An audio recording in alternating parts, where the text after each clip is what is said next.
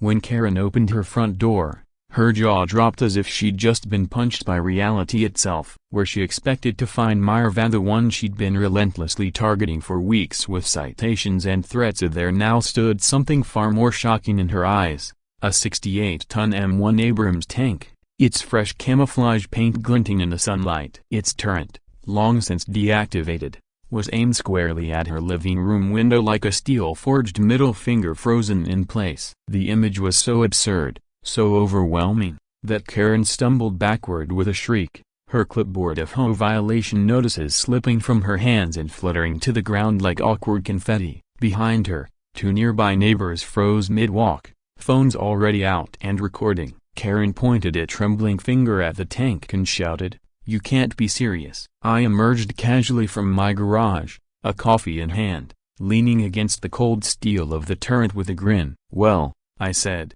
"you told me to move the RV, you didn't say anything about a tank." That video clip, it went viral, over 5 million views in just a few days. But the story behind it. That's where it really gets interesting. 3 weeks earlier, everything had been oddly peaceful. Too peaceful, actually. The name's Logan Rayner. I've lived in this neighborhood for about 5 years. I chose the property specifically because it wasn't under any mandatory HOA jurisdiction, at least. That's what the initial documents claimed. The place had everything I wanted: space, privacy, and just enough distance from the city to stay out of the chaos. After 2 decades in the military, I was ready for a quieter life via weekend barbecues, peaceful evenings, and monthly road trips with my wife in our custom-built RV. And that RV?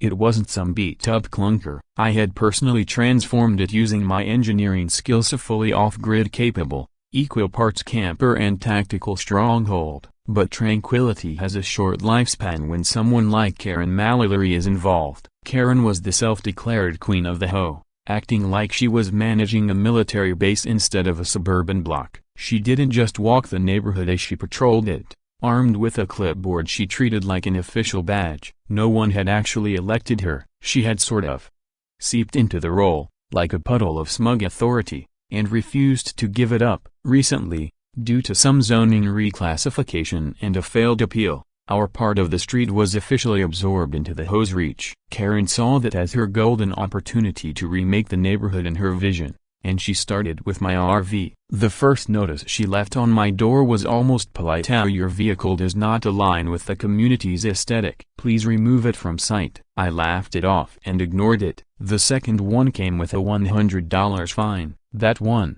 I didn't find as funny. So, I walked over to her place for a civil conversation. I explained that my RV was legally registered, parked entirely on my own land, and not obstructing anything, and not even the sidewalk. I even brought a printed copy of the HOA bylaws, which hadn't yet been updated to include our street. She just gave me a tight-lipped smile and replied, "Well, we'll see what the board has to say." That very night, I started receiving a flood of anonymous complaints through the HOA system and noise violations, even though my home was silent, trash warnings, despite empty bins, and one report claiming the flag on my porch looked militaristic. At that point, I knew it wasn't about a vehicle anymore. Karen had taken it personally. By the end of that week, I found a formal notice in my mailbox, stamped and highlighted, giving me 72 hours to remove the RV or face steep penalties, including towing. At first, I chuckled. Then I noticed the daily fine had jumped to $500. I called up a friend from my army days, he's a lawyer now, and asked him to double-check the legality of it all. His response was about 30 minutes of laughter, followed by, "They don't have the authority to enforce any of that, not until those updated bylaws are officially ratified, and even then, they'd need a court order to touch your property." But I wasn't just after legal vindication. I wanted something better, something poetic. Then I remembered a listing I'd seen months ago on a military surplus auction site: a decommissioned M1 Abrams tank, engine removed, weapons rendered inert, but the body completely intact. Most would see it as an oversized lawn decoration. I saw it as the perfect checkmate. I placed a bid, half expecting someone else to snatch it away. But Fortuna or karma was on my side. The tank was mine. It took a week to arrange all the logistics of transport permits, delivery timing, and a place to put Ida, but I made sure everything landed precisely at the end of my 72-hour eviction window. When the flatbed truck rolled up with the tank, people came out thinking it was a movie set. One kid sprinted up, waving a toy soldier and yelling, "We're saved." I had a crane ready. The operator carefully lowered the tank onto a reinforced concrete pad I'd quietly constructed over 2 weekends. As the massive vehicle settled into place with a deep, satisfying thud, Karen was already storming out of her house, her expression twitching with fury and disbelief. Her fists were clenched at her sides, clipboard rattling in her grasp like a weapon of bureaucracy. She marched toward me, barking, "What is that? You think this is funny?" With a calm smile, I gestured to the tank. This is full compliance. No RV inside, just a military-themed art installation, protected under property art statutes, completely legal, fully decommissioned." I handed her a folder filled with documents, certifications, permits, and local zoning approvals. She flipped through the pages, blinking rapidly, her eye twitching as she processed the unthinkable. Then, without a word, she turned and stomped back inside. That evening, I pulled out a lawn chair, climbed onto the tank, and kicked back with a drink as the sun dipped below the horizon. My wife laughed so hard she cried. Messages from neighbors came pouring in, some stunned, others delighted. The neighborhood's online forum exploded in a digital firestorm, half the residents praising me as a genius, the other half wailing about plummeting property values. And Karen? She vanished into her house for a full day, presumably trying to conjure up whatever demonic forces she believed in to undo what I'd done. But this tank wasn't just an oversized middle finger. It was the first shot in a battle Karen didn't even realize she had started. What followed would stretch the limits of the HOA's flimsy authority, unravel their make-believe legal threads, and plunge Karen into a spiral of public humiliation. She thought I'd back down. Clearly, she didn't know who she was dealing with. The morning after the tank's dramatic entrance, I woke up to a silence that wasn't peaceful. It was loaded, a heavy,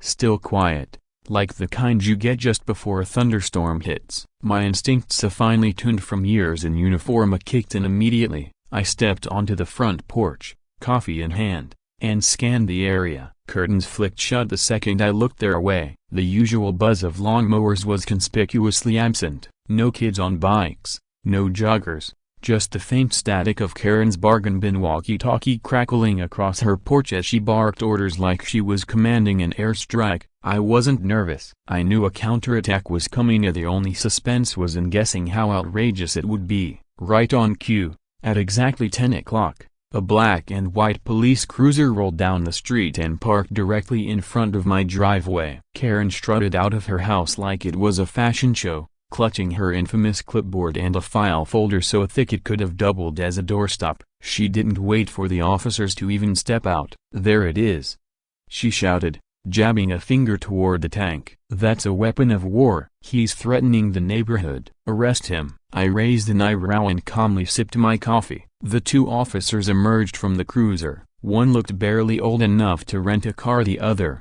a slightly older woman, seemed vaguely familiar. They approached the tank with a mix of curiosity and professionalism. The older officer squinted at me, then broke into a grin. "Logan Rayner?" she asked. I nodded. Her face lit up. "You ran that emergency convoy extraction training at the National Guard camp a few years ago, didn't you?" I gave a modest smile and nodded again. "Best training we ever had," she said, smacking her partner on the shoulder. "This guy's legit." "So, what's the problem?" Karen's face contorted like she'd just bitten into a lemon. She launched into a breathless tirade how the tank was scaring children, how it was dangerous, how home values were plummeting. The officers walked around the tank, took a few photos, and then asked for my documentation. I handed them everything: purchase receipts, deactivation certificates, zoning permissions. It was airtight. After a brief huddle, they turned back to Karen. "Ma'am," the female officer said, "everything here checks out. This is entirely legal. Honestly, this tank is probably safer than your Prius with that busted tail light." The younger officer chuckled. Karen made a strangled noise, turned the shade of crimson, and stormed back into her house without another word. One of my neighbors caught the whole exchange on video and uploaded it online under the title, HOA president tries to arrest tank owner, instantly regrets it. Within hours, it had gone viral. A local news station picked it up, and by nightfall, it had aired during a late-night comedy show. That viral moment triggered Karen's next meltdown. The very next morning, every mailbox on the street received a furious flyer titled in bold, all-caps font, practically shaking with indignation. Mandatory home meeting, a emergency resolution to address community threats. At the bottom was her personal email address, for urgent concerns, which struck me as rich, considering she had never once responded to any of the polite, well-documented emails I'd sent her after she fined me for excessive patriotic display on my porch. I decided to attend the meeting, and not because I believed reason would win out, but because I wanted a front row seat to watch Karen collapse under the weight of her own ego. It was held at the community center, and when I walked in, the place was packed. I'd never seen that many residents show up for anything. Some clutched HOA rulebooks like gospel, whispering nervously. Others had their phones out, clearly hoping lightning would strike twice and they'd catch another viral clip. Karen stood at the front like she was about to deliver a presidential address, flanked by a few grim-looking board members who already seemed to regret showing up. She adjusted the mic, which screeched in protest, and began. "We are gathered today," she intoned, "to preserve the safety, dignity, and property values of our cherished community." A pause for drama. One of our residents has brought a dangerous, aggressive, and frankly offensive piece of military equipment into our neighborhood. Another pause, as if expecting gasps. "This isn't just a violation of our community's spirit, it's a slap in the face to everything we've worked to build." From the back, someone yelled, "You mean like the $900 HOA dues hike?" Laughter swept the room. Karen's jaw clenched so hard you could almost hear it. She pressed on, pretending the backlash didn't exist. She read off a proposed emergency ordinance that would ban all decommissioned military hardware and any military-themed decor from being displayed on residential property. Then she opened the floor for public comment. She must have expected cheers. Instead, a line formed.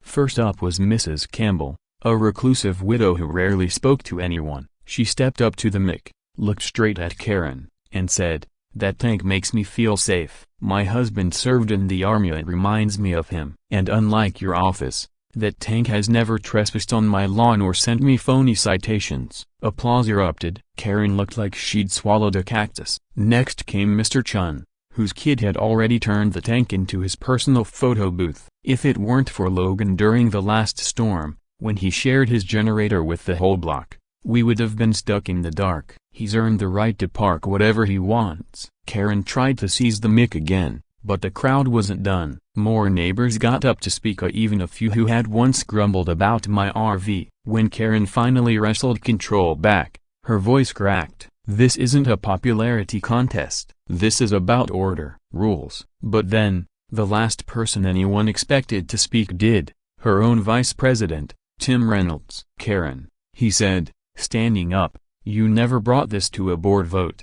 You made decisions unilaterally. You broke protocol. I can't support this anymore. I'm resigning effective immediately." He dropped his folder and walked out. Karen stood there, stunned, microphone limp in her hand, her power slipping through her fingers. But she wasn't done just yet. The very next morning, just as the sun was rising, a massive flatbed tow truck rolled into the neighborhood, rumbling toward my driveway. I was already there, sitting on top of the tank with my morning coffee. The driver got out, took one look at the tank, then looked up at me. "You the owner?"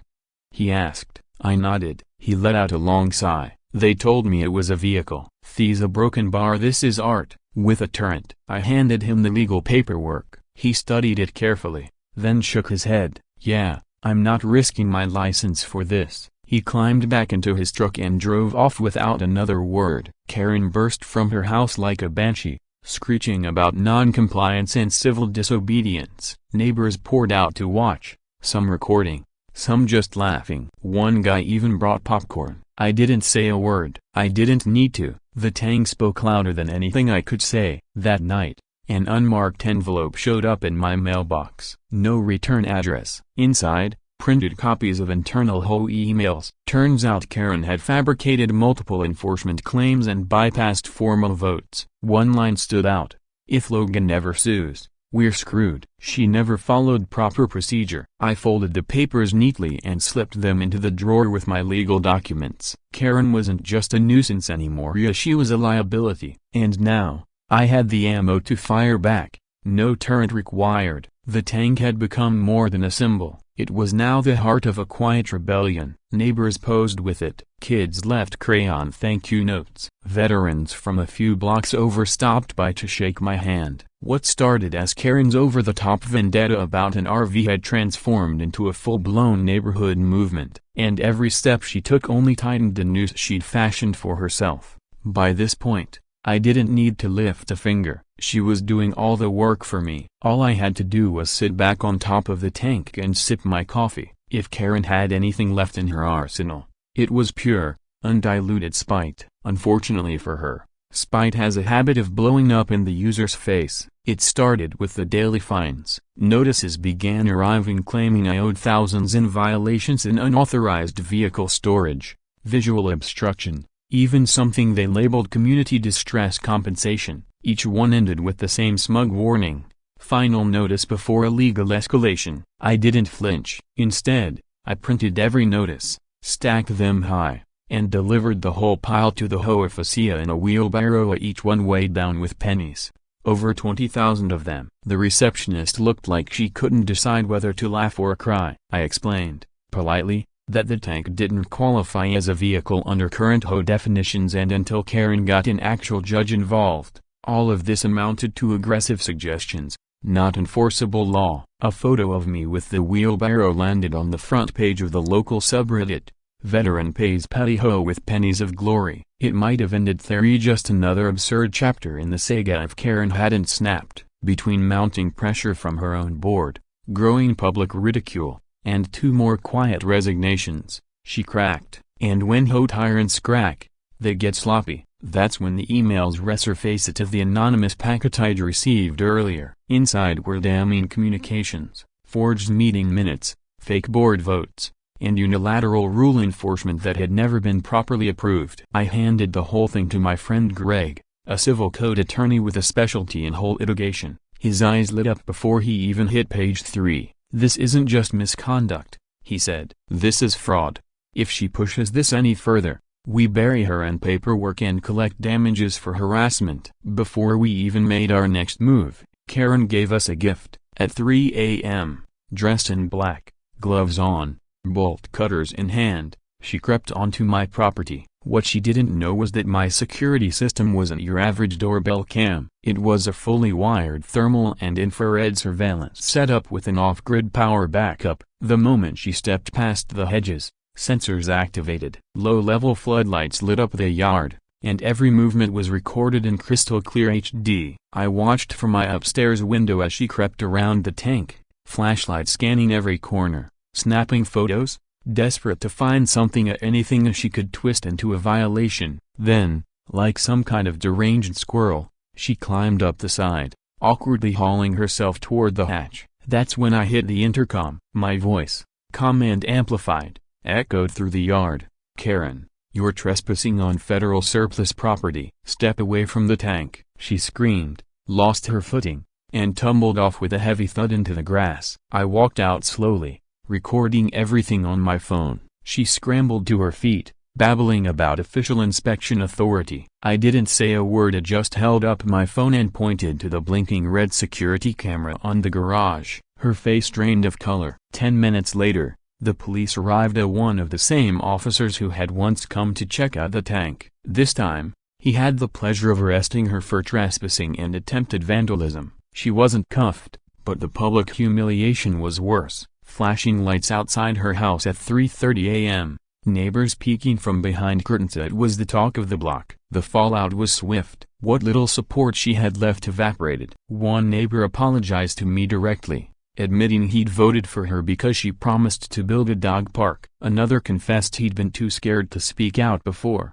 afraid she'd retaliate. Now, everyone knew exactly what retaliation looked like: bolt cutters at 3 a.m. and a police report.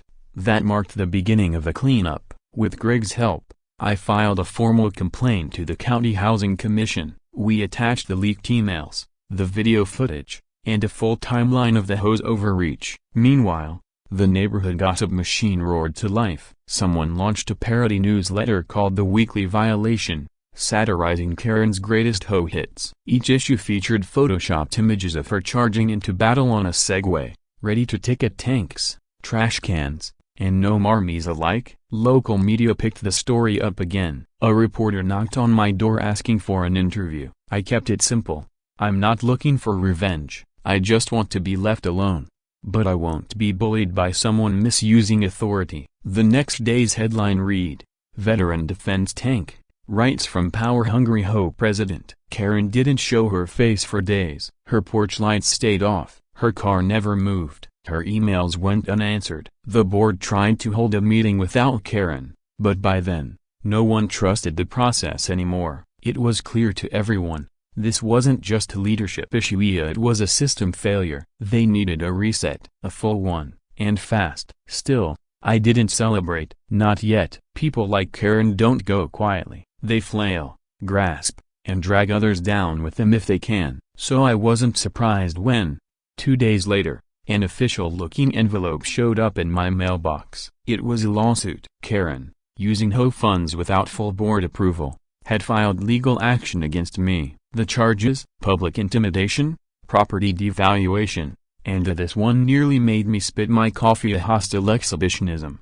Hostile exhibitionism. What did she think I was doing? Pole dancing on the turret? I called Greg. He laughed for a full minute straight before composing himself enough to say, "Perfect, this gives us grounds to countersue." And countersue we did. Greg filed a response so packed with documentation, precedent, and procedural violations that it looked like a law school final exam binder. The court date was set for 3 weeks out. Karen had gone all in without realizing that while she was swinging wildly, I'd been calmly building a case that could burn her entire little empire to the ground. In those 3 weeks, something remarkable happened. The community changed. Neighbors who had once avoided eye contact now dropped by just to chat. Some even offered to testify. What Karen once called a visual blight had become a symbol. The tank was no longer just a relic of war, it was a monument to standing your ground. Every time I saw a kid playing pretend on the lawn, saluting the turret,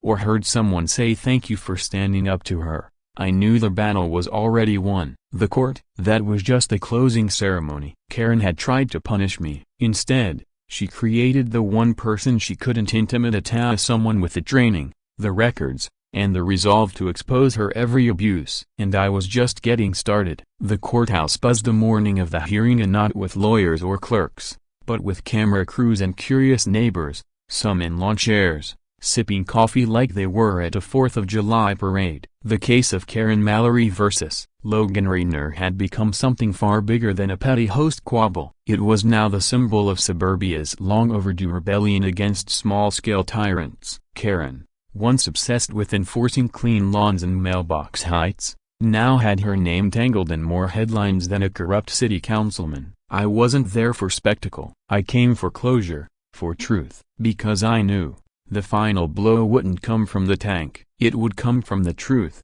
the law, and a stack of facts a mile high. Karen arrived late, flanked by an attorney who looked more like a timeshare salesman than a legal professional. She wore a stiff navy blazer and clutched her ever-present clipboard like it was a security blanket. She didn't look at me. In fact, she didn't look at anyone. The courtroom, now full of neighbors who had watched months of drama unfold, fell into a quiet buzz of anticipation. The judge entered, a tired-looking woman with the face of someone who'd seen every horror story imaginable. She glanced at the case file and sighed like she already knew how this would go. Karen's lawyer began with a grandiose speech about community cohesion, psychological safety, and neighborhood standards. He claimed the tank had caused anxiety, lowered property values, and posed a safety risk to children. He tried to frame me as some rogue agitator who had rejected reasonable compromises in favor of spectacle. It was all very polished, rehearsed, soulless.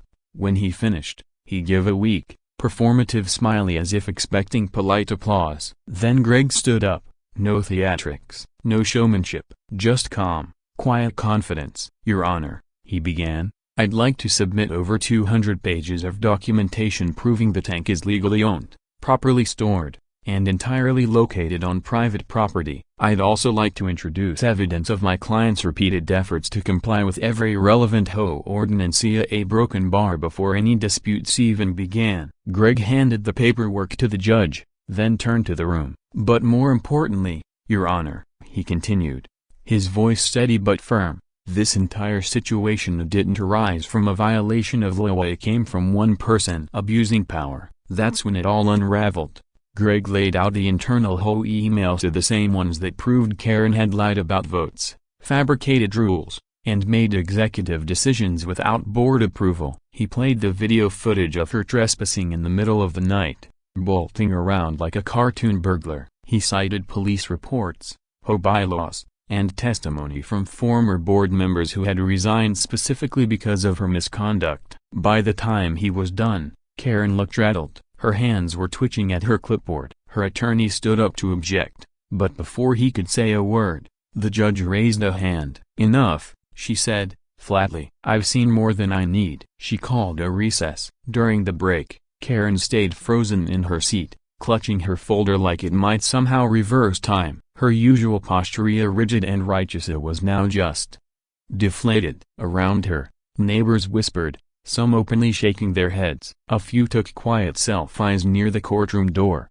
grinning as if they just witnessed history, because in a way, they had. When the judge returned, she didn't waste a second. She ruled in my favor. The lawsuit was dismissed with prejudice, meaning Karen couldn't come back and try again. The judge even hinted that Karen's conduct might warrant further investigation by the State Housing Board. Then she issued a formal reprimand to the HOA itself for failing to properly regulate its leadership and fostering a culture of unchecked authority. She strongly recommended a full board re-election. Karen didn't move. She just blinked slowly, like she'd only now realized her empire built on paperwork, posturing, and fear had crumbled into ash. As I walked out of the courthouse, the applause started. Some neighbors clapped, others high-fived me, a few patted Greg on the back with murmurs of damn fine work. I nodded politely, shook a few hands, and headed straight for my truck. My wife was already there, sitting in the passenger seat with 2 oversized coffees and a grin that could melt steel. She handed me one and said, "You handled that like a general. Now let's go home and fire up the grill." I couldn't have agreed more. The week that followed felt like the kind of ending nobody expected but everyone needed. Karen resigned from the HOA without a word. Her house went on the market within days, listed anonymously through a broker in another county. The rumor mill said she was moving out of state, to a neighborhood without an HOA. Her name still came up, but now in jokes, not threats. One neighbor turned her infamous legacy into merch, printing t-shirts that read, "Got fined by Karen." Then she got tanked. The new HOA elections were surprisingly civil. A local school teacher named Rachel was elected president. At her first meeting, she brought donuts and opened with, "Let's never, ever do what the last administration did." The room erupted in laughter. Transparency became the new standard. Bylaws were updated the right way, and for the first time in years, people actually wanted to attend HOA meetings. And the tank? It evolved. It stopped being a prop in a turf war and started becoming something meaningful. A local artist painted a mural on the side via neighborhood kids, veterans, even a few dogs. On weekends, we hosted small community events, charity cookouts, outdoor movie nights, and once, a local history talk where I shared stories from my time overseas. What was once seen as an instrument of war became a platform for peace, a podium for the people. Even the local high school asked to use the story in their civic education class. A podcast reached out. Then a national newspaper ran a piece titled, "The Suburban Tank That Brought Down an HOA Queen." I stayed quiet, declined most interviews, but I said yes to one podcast, and I kept it simple. This was never about a tank, I told them. It was about standing up to someone who forgot what community actually means. Weeks passed. Peace settled in like an old friend returning from a long absence. The lawn grew green again. The neighborhood breathed easier. And the tank? It stayed right where it was. Silent, strong, and now unmistakably ours. Laughter had returned to the sidewalks. The neighborhood felt lighter. My wife and I finally took the RV out again for a long overdue trip. When we returned, someone had placed a handmade sign beside the tank that read, "Thanks for holding the line." I never asked for a war, but when it came, I fought it the only way I knew how, strategically, calmly, and with unwavering clarity of purpose. Karen believed the rules were hers to bend. What she never expected was someone who would fight back not with noise, but with truth and quiet tenacity. She tried to bulldoze a peaceful life and instead uncovered the iron resolve of someone who'd spent years defending far greater causes. Now, every time I walk past that tank, I don't see a machine anymore. I see every neighbor who found their voice again. I see every policy rewritten the right way. And I see the home we all fought for, and not with weapons, but with resilience, reason, and the refusal to back down. That's what truly made the neighborhood ours again. It had been 2 weeks since Karen's official suspension. Slowly,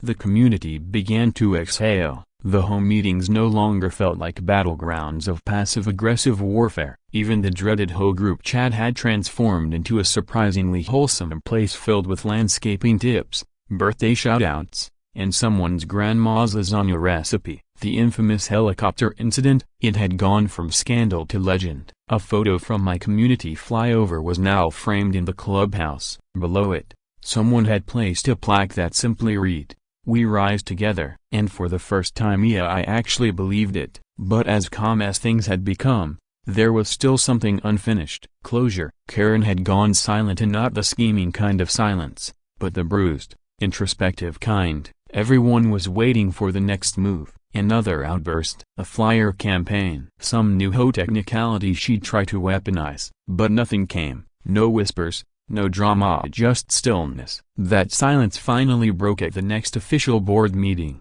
which had been scheduled to introduce the revised HOA charter. It included newly drafted sections on aerial vehicle use, clearer privacy guidelines, and most pointedly a clause titled Limits of Authority. Clearly, the past few months had left their mark. I arrived early and found a spot near the back. The clubhouse was packed, but the air felt different, hopeful, wary, maybe but steady. Denise, the acting board president and a level-headed neighbor with a knack for diplomacy, opened the meeting with a simple declaration: "We are here to move forward and not back." Then, in a twist no one expected, she announced that Karen had submitted a request to speak publicly to the board and to the residents. A low ripple passed through the room. Some people exchanged looks. A few rolled their eyes. Others leaned in, clearly bracing for drama. I sat back, curious but not surprised. If there was one thing Karen couldn't do, it was leave quietly. Moments later, she stepped to the front.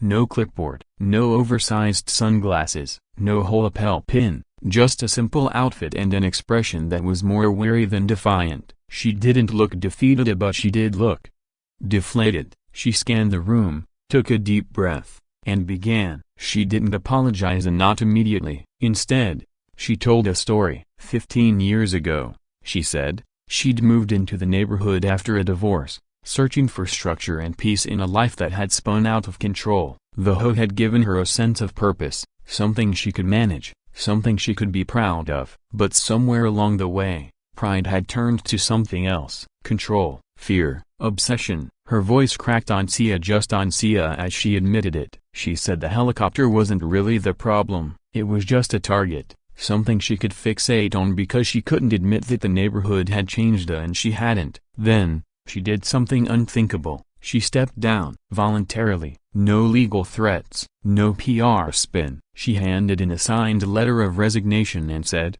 "I don't want to lead a community that doesn't trust me anymore." Silence followed. Not triumphant, not scornful, just a broken bar. Still, it wasn't a victory. It wasn't a defeat. It was closure. And in that moment, I felt something I hadn't expected. Not satisfaction, not vindication, just release. It was finally over. After the meeting, a few neighbors came up to chat. Most were relieved, some still guarded. But one thing kept coming up again and again: it's good to have a neighbor who stands up when things go too far. I never meant to become a symbol of resistance, but somehow, I had. Just by doing what needed to be done. I thanked them, then gently steered the conversations back to yard work, the weather, and a dog that had apparently learned how to open screen doors. I politely declined every suggestion to run for the HOA board. I didn't want to manage anything but my own airspace. But I wasn't done helping. That weekend, I hosted what I called Skydive, part celebration, part thank you, part collective stress detox. I set up chairs in the greenbelt, pitched a few tents, and brought in a local food truck. For the grand finale, I'd arranged short helicopter rides just outside the neighborhood for anyone who wanted to see things from a different perspective. The turnout surprised me. Families brought picnic blankets. Kids waved hand-drawn signs that read, "Fly high, Dylan." Neighbors who had never spoken more than 2 words to each other were suddenly bonding over grilled burgers. One of the most unexpected moments came when Rona, the last remaining original board member, showed up with a cooler full of drinks and started helping serve them. At one point, he pulled me aside and said, "You know, I almost quit the board months ago, but watching you stand up to all of it, that gave me the push I needed." I clapped him on the shoulder, handed him a soda, and said, "Well, better late than never." And with that, the chapter closed, peace restored, community reclaimed. And from the ashes of HOA's function, something better had taken root. To speak out, Ron finished, then added with a grin, "And now I can finally go back to enjoying retirement instead of refereeing HOA wars." But the moment that caught me most off guard came later. Karen showed up. She didn't stay long, just long enough to walk over, hand me a small box, and say quietly, "For what it's worth, a broken bar. I never hated the helicopter. I hated what it reminded me of, that I wasn't in control anymore." Then she turned and walked away. Inside the box was a miniature model of a Bell 505A painted perfectly in my color scheme. It wasn't a grand gesture, but it was honest, real, and somehow broken bar exactly enough. As the sun dipped low behind the trees, I took one last group up for a final aerial pass. The air was still, the light golden. From above, the neighborhood looked like a postcard, a tidy rows of rooftops, weaving streets, quiet fences, and in the center of it all, the wide greenbelt where the entire storm had once landed. I hovered there for a moment, just taking it in, then I eased the chopper down, the rotors slowing to a gentle hush. Evening settled across the rooftops, and for the first time in what felt like forever, the air held no tension, only calm. Later that night, I sat on my porch with a drink in hand, listening to crickets and the occasional bark of a distant dog. No complaints, no drama, just quiet. A neighbor from 2 doors down passed by with his golden retriever. "Good flight," he called. "Best one yet," I replied. Because it was. It wasn't just about the helicopter anymore. It was about standing your ground without losing yourself. About flying through turbulence but landing steady. And about proving without shouting that the sky doesn't belong to any HOA. It belongs to those who know how to navigate.